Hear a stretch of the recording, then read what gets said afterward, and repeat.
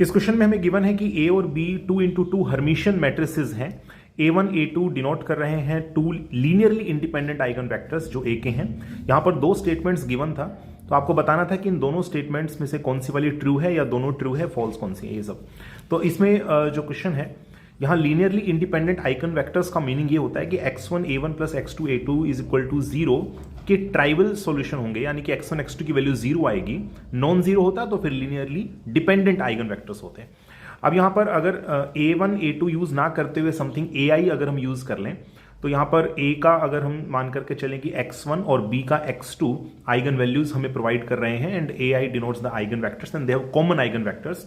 Because यहां पर जो हम फर्स्ट वाली जो स्टेटमेंट उसको चेक करेंगे, तो A1 A2 जो कि आइगन वेक्टर्स A के थे और B के दोनों के सेम हैं, इसलिए हमने यहां पर सेम ही चूज किया है, बट आइगन वैल्यूज अलग अलग होंगी।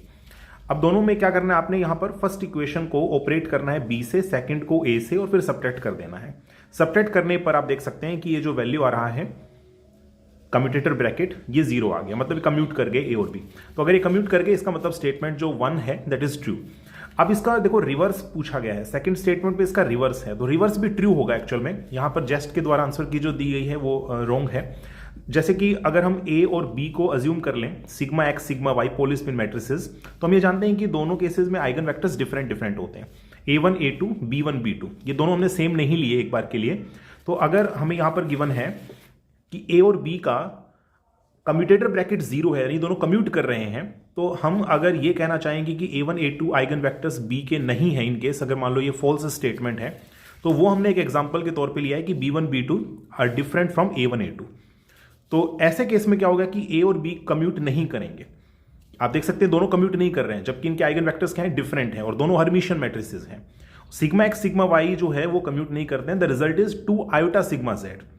तो ये कंपलसरी हो जाता है यहां पर कि A और B जो है अगर वो 0 आता है, कम्यूट करते हैं, तो आइगन वेक्टर्स भी A और B के सेम ही होने चाहिए। ठीक है, तो इसको आप वेरीफाई भी कर सकते हैं, एक बुक मैं आपको रिकमेंड करूंगा। यहां पर आप देख सकते हैं कि उस बुक के अंदर इस पेज पर ये गिवन है, इसलिए दोनों स्टेटमेंट्स 1 और 2 ट्रू हैं।